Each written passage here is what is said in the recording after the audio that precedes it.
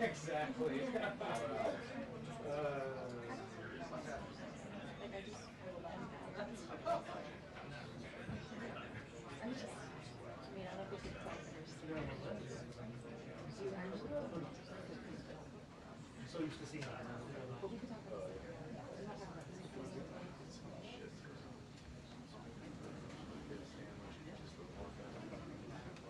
Yeah.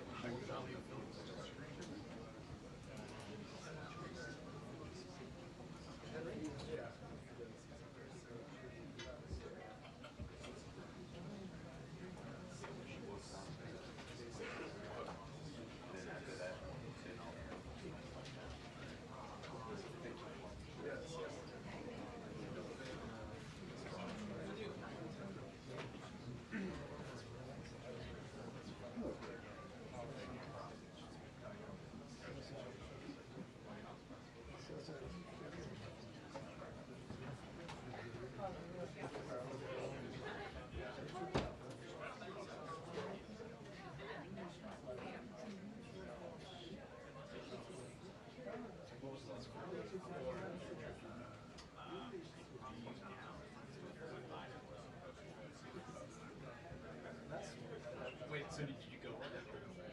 Oh, by yourself. So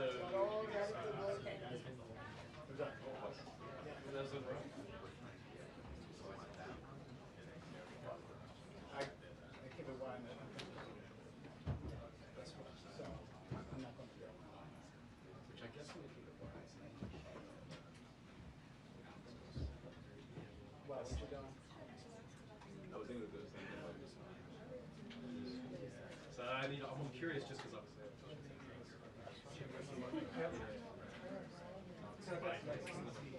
Yeah.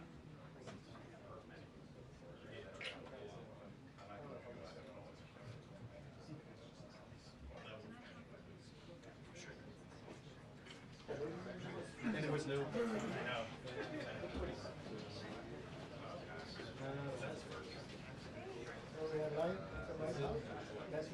Yeah, so it was like not on high stakes.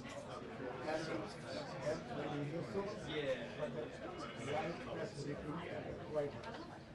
Once again, because they live life, the White House waiting for the White House secretary, governor, that report is awesome. White House.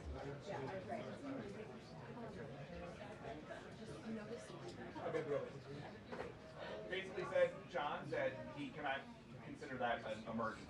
And so we expect to hear the next steps about that. But just as we were coming to air, this is going to sound repetitive, but it's not. It just keeps happening. Another federal judge here in Washington, D.C.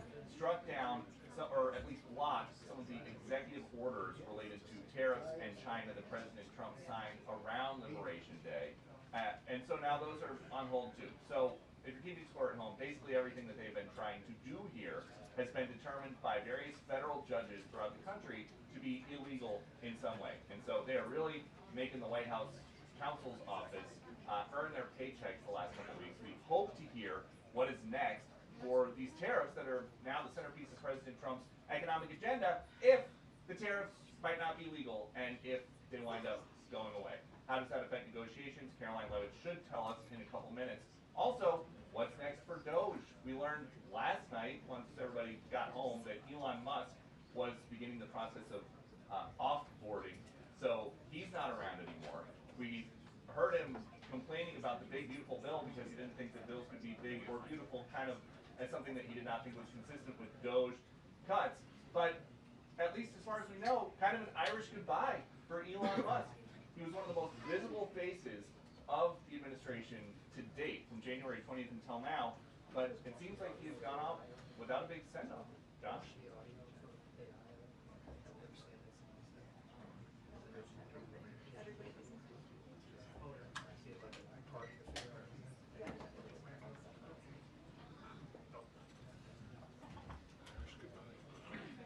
Thank you.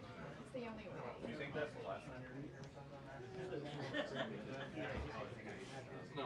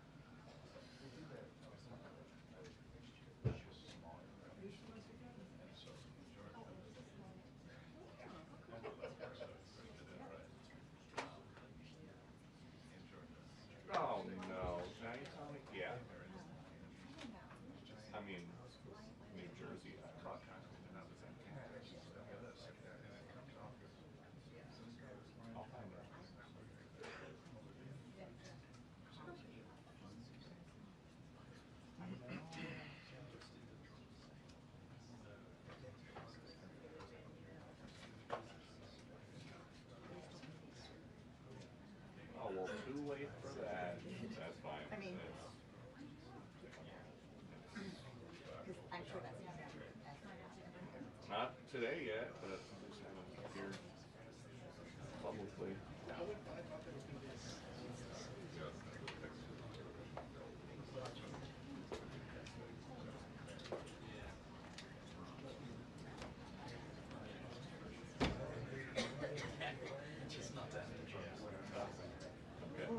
Clean. You're good. Okay. Should do more of that before we talk to people.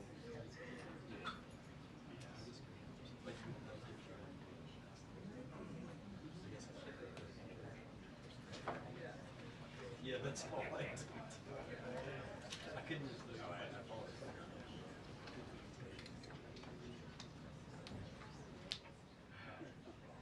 Yeah, mine's.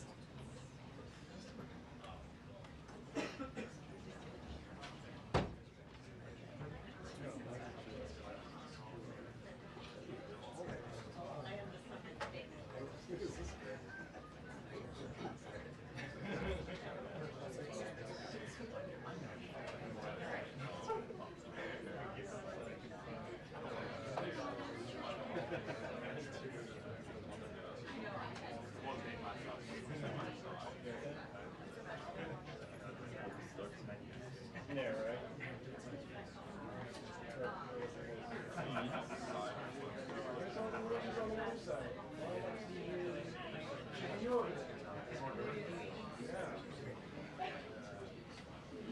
You can go colonize it.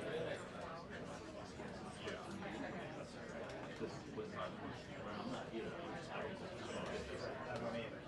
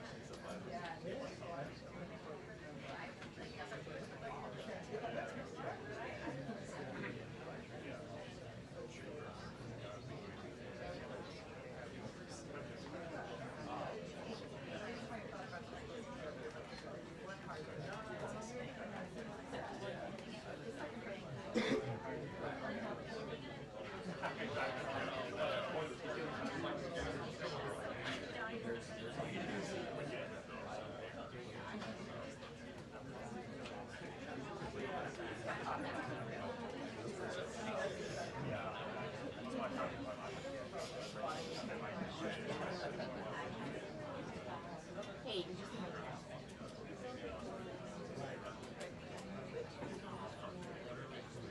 Did a course in Oh, the same one? Oh, okay. Did you look through the transcript?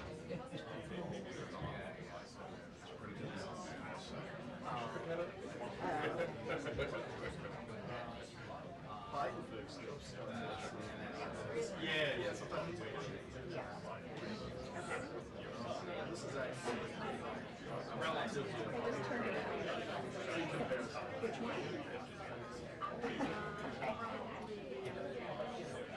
It's a little fewer. I mean, I don't know. Part of it's just Trump speaks.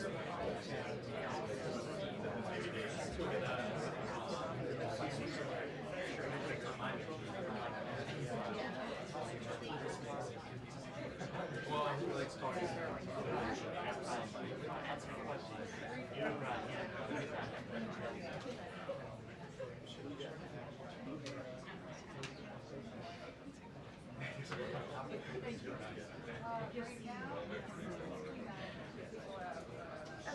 So I just for the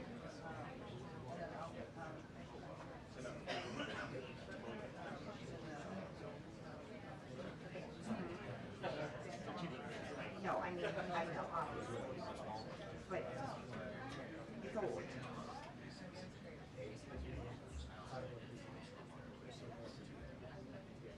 Yeah, okay.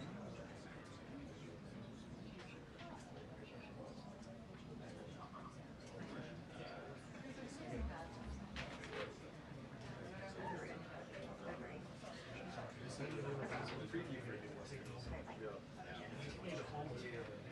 You like this? I believe it. 2 minutes until the briefing. 2 minutes until the briefing. You know, it's like, I used to love it.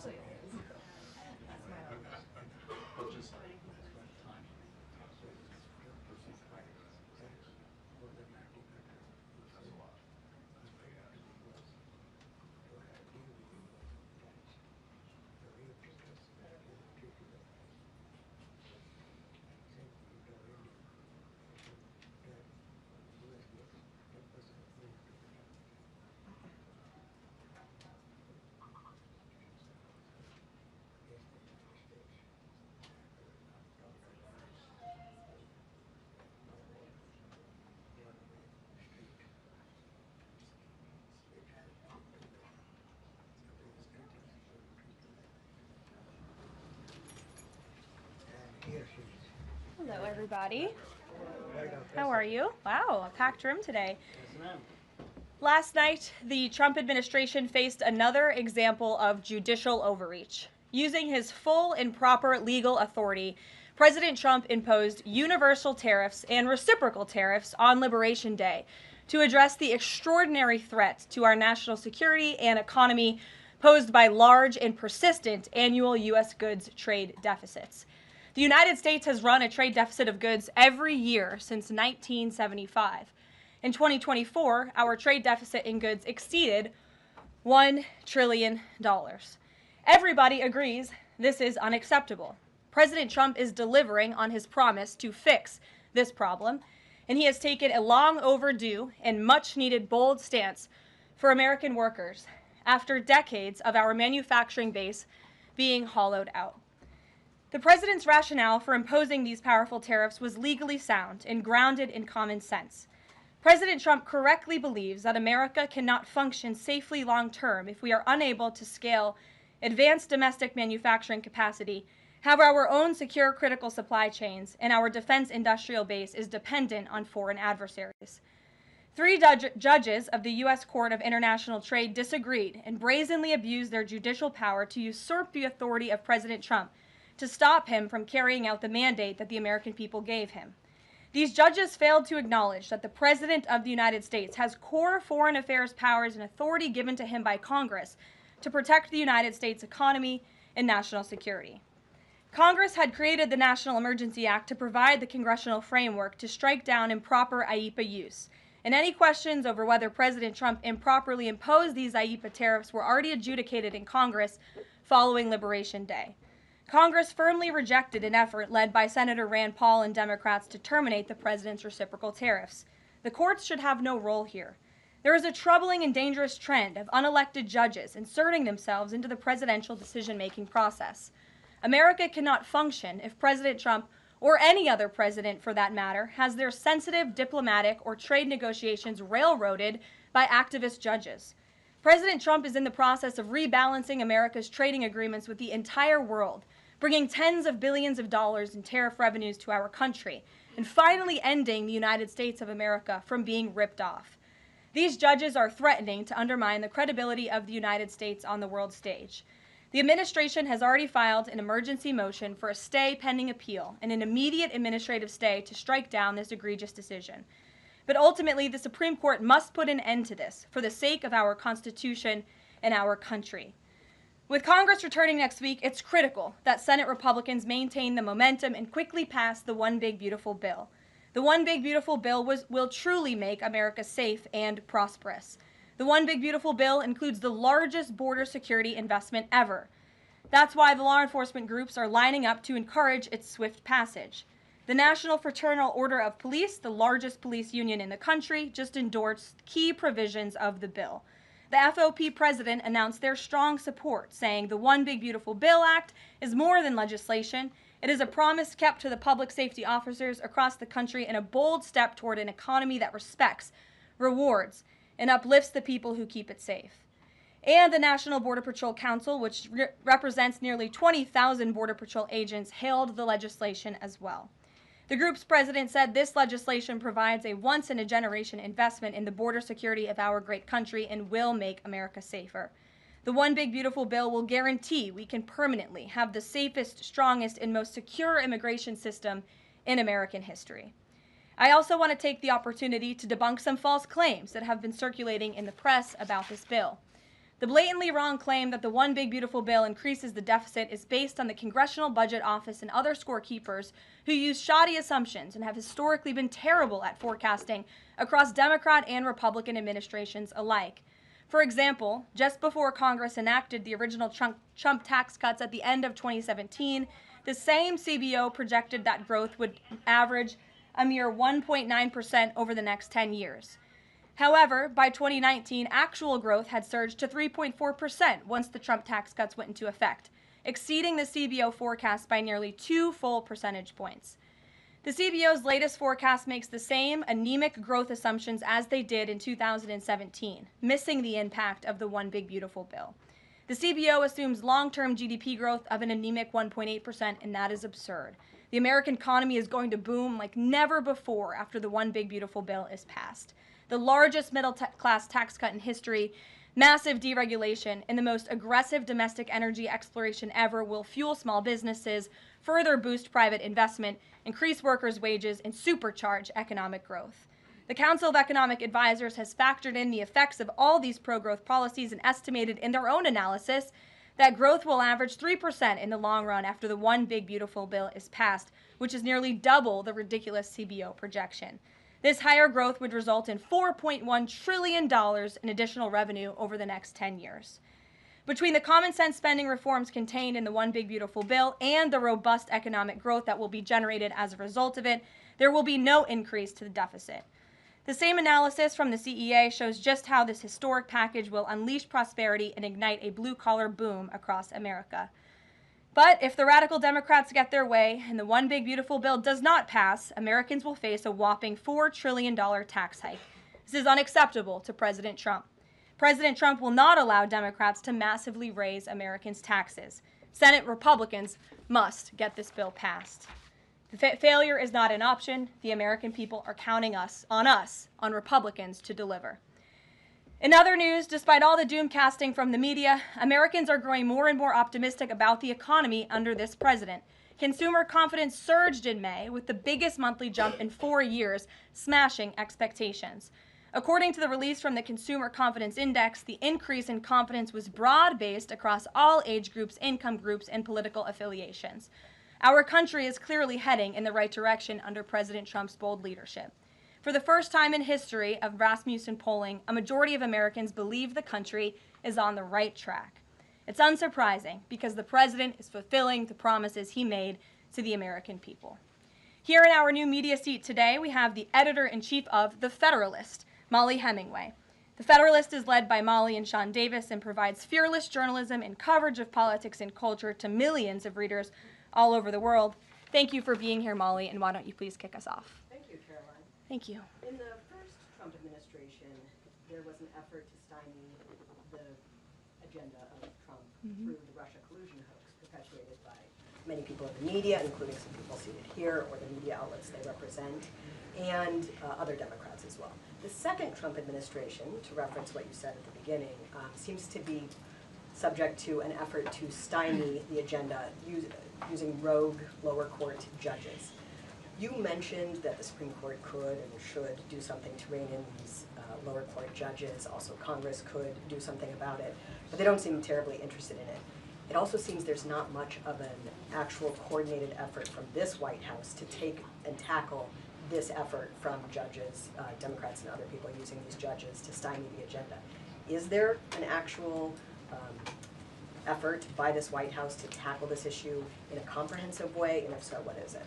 There is an effort by this administration to tackle these rogue judges and the injunctions and the blockades that we have faced in our broken judicial system in every case. I mean, we have seen time and time again these lower district court judges ruling against this administration in the president's basic executive authority and powers, and this administration is fighting every single one of those battles in court, including already the block that came down from the tariff court, the IEPA court last night. And as on my way out here to the briefing room, I understand that there was another district court judge right here in Washington, D.C. who ruled against the president's tariff power. And I will get to the heart of your question, and I'm glad that we are addressing this in the room today, because nationwide injunctions ordered against the first Trump administration, Trump 1.0, account for more than half of the injunctions issued in this country since 1963. And President Trump had more injunctions in one full month of office in February than Joe Biden had in 3 years. And let me roll through some of these radical injunctions to paint the picture for the American people at home.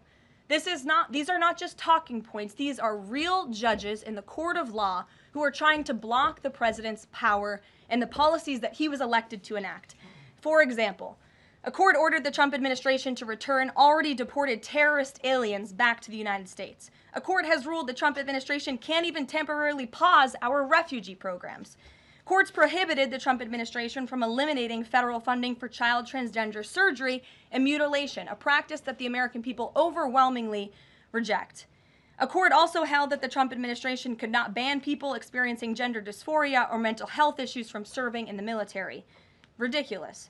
Courts prohibited the removal of transgender women from women's prisons despite potential physical harm to real women in those prisons, biological women. A Northern District of California judge issued an absurd ruling that the president cannot fire people within the executive branch without Congress passing a bill, even though Congress has expressly authorized the president through the Office of Personnel Management to authorize reductions in force across agencies. A court also ordered the Trump administration to rehire thousands of already fired employees in several cases. A federal judge blocked the Trump administration from defunding the Department of Education, another signature campaign promise that this president has the power to implement. Courts ordered the Trump administration could not eliminate funding for illegal DEI programs, hence the word illegal. These are illegal programs to begin with, and now the courts are trying to say this president can't roll them back. And a district court judge prohibited the president from issuing any categorical funding freezes. And then another court ordered on top of that the administration makes $2 billion of payments in 36 hours. These are just a few of the ridiculous orders that we have seen from lower district court judges every day, and we hope that the Supreme Court will weigh in and rein them in. But White House advisor Stephen Miller says it's judicial tyranny. Some people are calling it a judicial coup. You're saying you're responding to each and every one of these actions, efforts by these judges to delay or thwart the implementation of the agenda, but is there going to be anything more than that, or is it just going to let this operation continue, even though it could delay everything for years until the presidency is over? The administration is operating under the directive given to from the president that we need to comply with the court's orders. He's made that very clear, but we're going to fight them in court, and we're going to win on the merits of these cases because we know we are acting within the president's legal and executive authorities. And thanks for being here. Gabe. Thank you, Caroline. Question on tariffs, but first actually some foreign policy news, some breaking news. Some local Israeli media is reporting that Prime Minister Netanyahu told hostage families that he's accepted a 60-day truce offer. So can you confirm, have Israel and Hamas agreed to a truce? I can confirm that Special Envoy Witkoff and the president submitted a ceasefire proposal to Hamas that Israel backed and supported. Israel signed off on this proposal before it was sent to Hamas. I can also confirm that those discussions are continuing, and we hope that a ceasefire in Gaza will take place so we can return all of the hostages home, and that's been a priority from this administration from the beginning. I won't comment further as we are in the midst of this right now. So to be clear, you don't know if Hamas has accepted it yet? Not to my knowledge, but certainly if that becomes the case and this ceasefire goes into effect, you'll hear it directly from myself, the president, or Special Envoy Witkoff. On tariffs, Kevin Hassett earlier this morning, he brushed off a legal ruling and called it a hiccup, and he said that trade deal negotiations would continue. Why would other countries continue these trade deal negotiations given the ruling? Because other countries around the world have faith in the negotiator-in-chief, President Donald J. Trump. And they also probably see how ridiculous this ruling is, and they understand that the administration is going to win, and we intend to win. We already filed an emergency appeal. We expect to fight this battle all the way to the Supreme Court.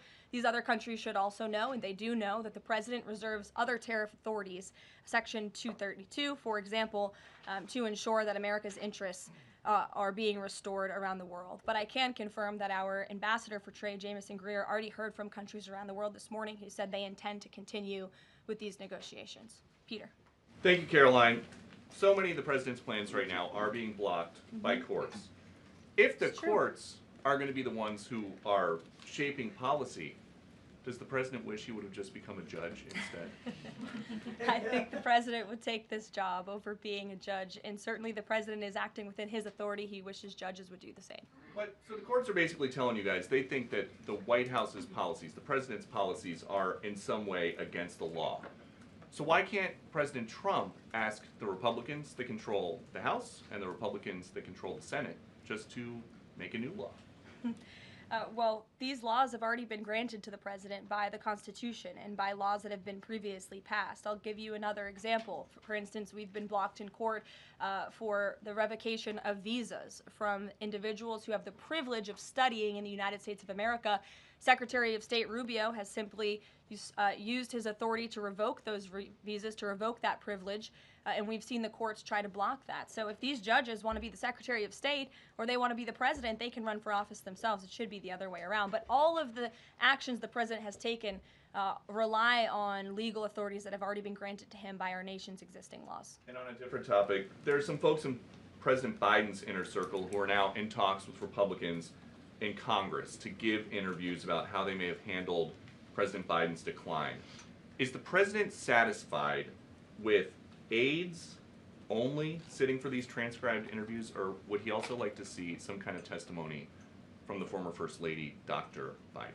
I think, frankly, the former First Lady should certainly speak up about what she saw in regards to her husband and when she saw it and what she knew. Because I think anybody looking, again, at the videos and photo evidence of Joe Biden with your own eyes and a little bit of common sense can see this was a clear cover-up. And Jill Biden was certainly complicit in that cover-up.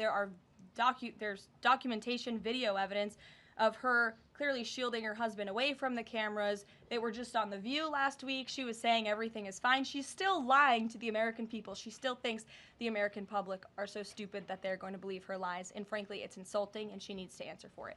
Ouija. Thank you, Caroline. President Trump was asked what he thought about Elon Musk's claim that the big, beautiful bill increases the budget deficit and undermines the work of DOJ. And the president didn't actually comment on those remarks. He just talked about the need to support the bill. So what does the president think about what Elon Musk said? Well, the president is very proud of the one big beautiful bill, and he wants to see it pass. He wants the Senate to get to work on it and send it to his desk as quickly as possible. Of course, as you know, Elon Musk announced last night his departure as an official special government employee from the Trump administration. We thank him for his service. We thank him for getting DOJ off of the ground, and the efforts to cut waste, fraud, and abuse will continue. So he doesn't have any comment about Musk saying it adds to the deficit and it undermines all his work? The president commented on this. I commented on it. I told you that this bill saves $1.6 trillion according to the Council of Economic Advisors and the analyses that the president believes in. So he gave a comment. I give a comment. Just because you don't like that comment doesn't mean it's not a comment. Rachel. Thanks, Caroline. Back on trade, I know you said the White House is going to fight this ruling in court.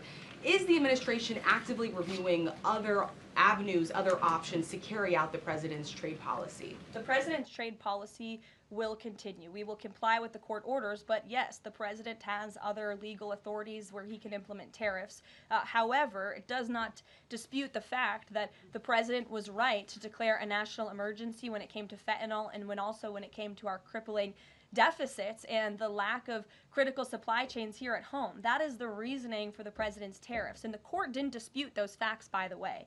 And there have been other courts that have reaffirmed the president's position. In fact, a ruling in federal court earlier this month shows that the administration is in the right, said we will win on appeal. A federal district judge in Florida ruled that IEEPA, in fact, does grant the president the authority to unilaterally impose tariffs. And 20 years ago, I will add, they are not a court, the New York Times editorial board responded to the January 2005 trade deficit of $58.3 billion by writing an editorial entitled Dangerous Deficits. And since then, our trade deficit has more than doubled. The U.S. trade deficit in January totaled a whopping $131.4 billion. So people on both sides of the aisle, pundits, lawyers, legal scholars, politicians have all agreed that it is a national emergency, our trade deficits and our lack of critical supply chains here at home. It's just President Trump was the first president to actually act on it, to restore that wealth and that prosperity to the United States of America. And it's very unfortunate that the courts are now blocking his attempts to do that. Has the administration then reached the point where you are actually asking your economic advisors to start reviewing other avenues to implement the president's trade policy, or do you want to just see this legal process take place for now? We can walk and chew gum at the same time. We are doing both. Josh. The Fed says the president met with the Fed chair earlier today. I'm wondering if you can give us any readout of that meeting. The Fed also says that they discussed the economy. I imagine the president might have shared views on rates as well, but what can you share with us? I can share with you that we saw, the president and I both saw the statement that the Fed put out after the meeting. That statement is correct. However, the president did say that he believes the Fed chair is making a mistake by not lowering interest rates, which is putting us at an economic disadvantage to China and other countries. And the president's been very vocal about that, both publicly and now I can reveal privately as well. Did he speak at all about his plans for that position, but whether he would seek to move Jay Powell out of that position or keep him in until his term ends? No.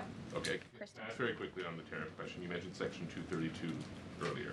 Are you suggesting that you might sort of speed up some of the existing 232 investigations? Or are you talking potentially using 232 as a replacement power if this ruling doesn't go your way? Of course, you hope it does. I'm not suggesting that. I'm just simply stating the fact that the president has other legal authorities he can use to implement tariffs, and the administration is willing to use those. As you know, we already have applied Section 232 tariffs on specific industries. Yep, thank you. President Trump said that he needed 1.5 to 2 weeks to determine whether or not he believed Vladimir Putin wanted peace. He has been in office now for 4 months. What does he believe is going to happen in the next 1.5 to 2 weeks that would change his opinion?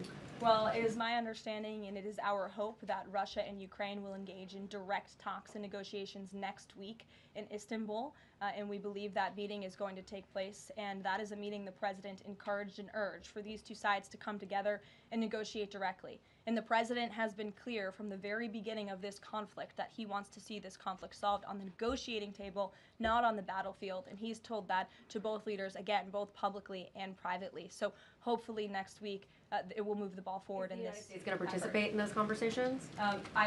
We will let you know if the president plans to send a representative. I'm not tracking that at this time.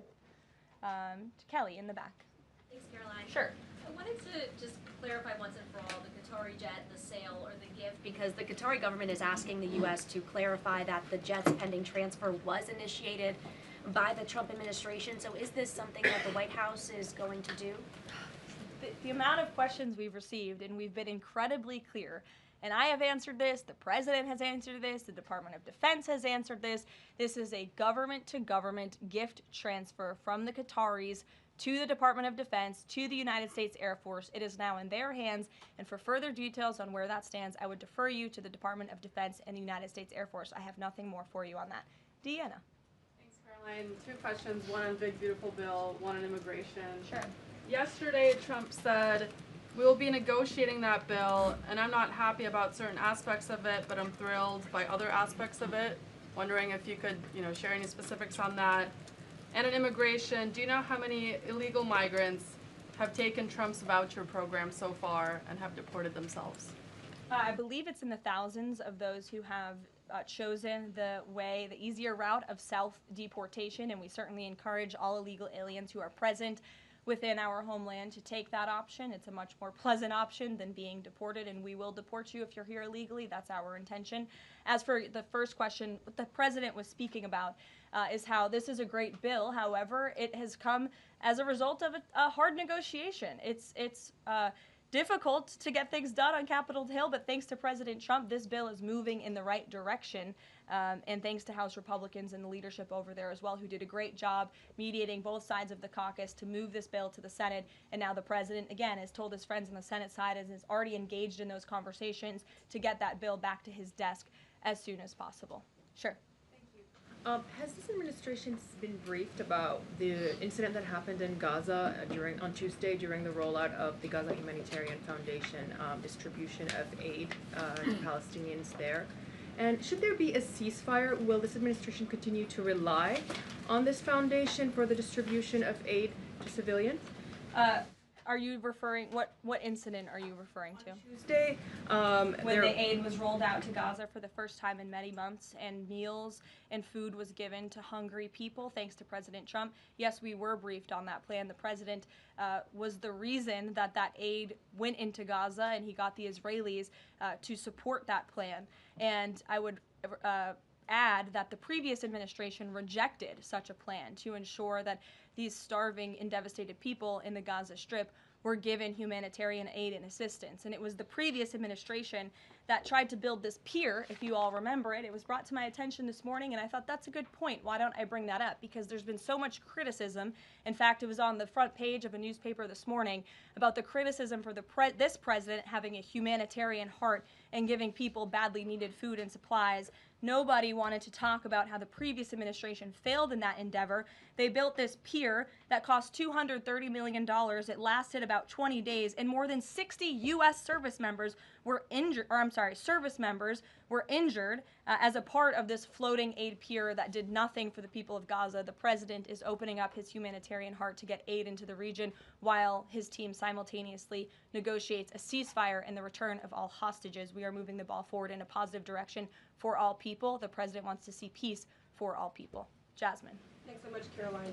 A notice investigation found that the Hallmark Maha Commission report that was released last week cites studies that appear to not exist. We know that because in part we reached out to some of the listed authors who said that they didn't write the studies cited. So I want to ask, does the White House have confidence that the information coming from HHS can be trusted? Yes, we have complete confidence in Secretary Kennedy and his team at HHS. I understand there were some formatting issues with the Maha report that are being addressed, and the report will be updated, but it does not negate the substance of the report, which, as you know, is one of the most transformative health reports that has ever been released by the federal government and is backed on good science that has never been recognized by the federal government. Follow-up, can you talk about what tools or research goes into production of these kinds of reports? For instance, is it AI that's used to put together these reports now? I can't speak to that. I would defer you to the Department of Health and Human Services. What I know is just what I told you. Lindsay. Many small businesses that we've talked to since the tariffs have been in place have said what would really help them is a long-term plan so that they can catch up. In light of what's happened now, this trade war with the courts, how will that impact this 90-day window? Will you guys be adjusting that? And how can you help relieve some of these small businesses?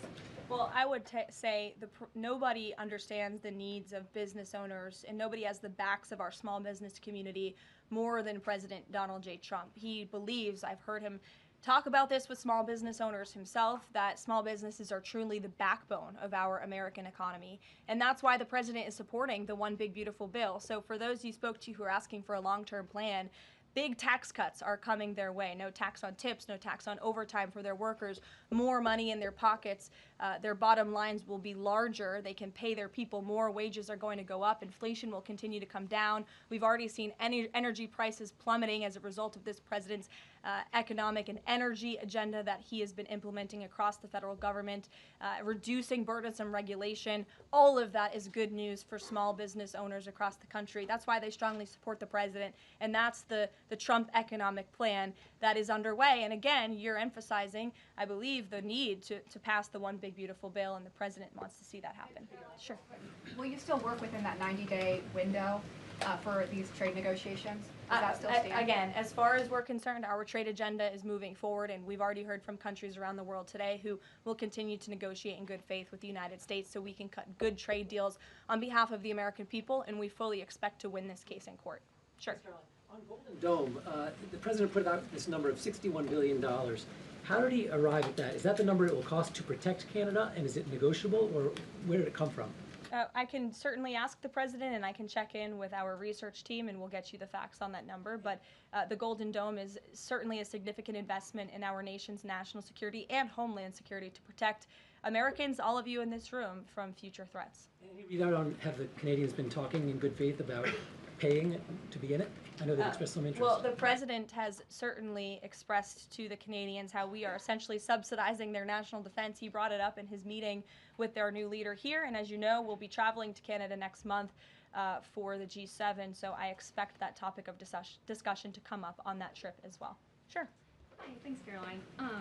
There was a May Day USA rally in Seattle that happened over the weekend that devolved into some protests and riots. The Seattle Mayor Harrell said that it was a far-right rally held here to provoke a reaction by promoting beliefs that are inherently opposed to our city's values, which he defined as LGBT values. I know the FBI is looking into this, but has the president reached out to the mayor at all, asked him to apologize for this, and is this something that the administration would consider an example of anti-Christian bias?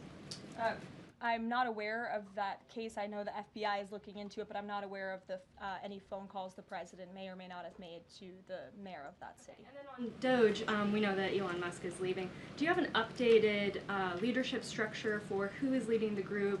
Is Russ Vought involved? And what is its new mission now, if any? Well, the entire cabinet is involved, and I spoke to the president about it this morning, and the entire cabinet understands the need to cut government waste, fraud, and abuse, and each cabinet secretary at their respective agencies is committed to that. That's why they were working hand in hand with Elon Musk, and they'll continue to work with the respective DOGE employees who have onboarded as political appointees at all of these agencies. So surely the mission of DOGE will continue, and many DOGE employees are now political appointees and employees of our government, and to the best of my knowledge, all of them intend to stay and continue this important work. Is there a DOGE leader taking the place of Mr. Musk? Well, again, the DOGE leaders are each and every member of the president's cabinet and the president himself, who is wholeheartedly committed to cutting waste, fraud, and abuse from our government. Michael. Thank you, Caroline. There's conflicting reports out of the Middle East right now. Saudi television network Al Arabia is saying that Israel and Hamas have agreed to a 60-day ceasefire. Sources with Hamas are saying that has not been agreed to. If and when that does happen, will we expect to hear something from President Trump announcing that? As I said earlier, yes, indeed. If there is an announcement to be made, it will come from the White House, the president, myself, or Special Envoy Witkoff. Caroline, one big beautiful bill. The president says he's not happy with all aspects of it. What changes would he like to see be made, and can this bill be both big and beautiful? It is a one big beautiful bill, as the name rings true, and the president, as I said, is currently working with his friends in the Senate who have some recommendations for the bill. Those negotiations and discussions are continuing, but the president's ultimate priority is to get this bill back to his desk for signature. And the president's priorities in this bill are non-negotiable in terms of the tax priorities he wants to see and the large tax cuts in the border investments that are currently in this bill. He is not going to allow them to go away for the American people. Sure, go ahead. Yes, I wanted to ask you about, has the president spoken to any of these foreign leaders about these agreements that have been reached, specifically the case of the United Kingdom that already has an agreement in place after this decision of the court in New York? Has the president talked to foreign leaders about what? About the court decision in New York. Which court decision in New York? The trade court. Oh, the trade court decision.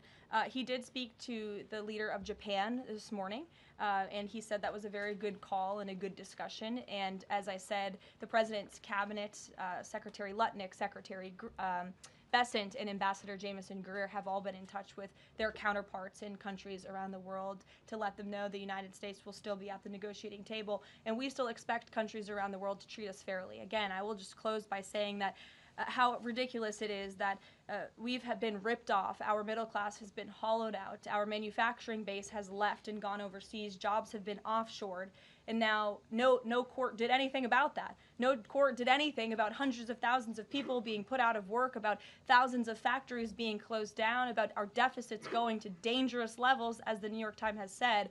But now a court is trying to stop a president from trying to correct those wrongs of the past. And this administration will continue to do that. It's a promise the president made to the American people, and it's a promise they elected him on. We will win this battle in court, and the president will implement his America First trade policies. Thank you, everyone. There's the U.S. Steel situation tomorrow at the speech. I can tell you the president greatly looks forward to going to Pittsburgh, Pennsylvania, where he will discuss this historic deal and discuss American jobs and American steel, and we hope to see you all there. Thanks, guys.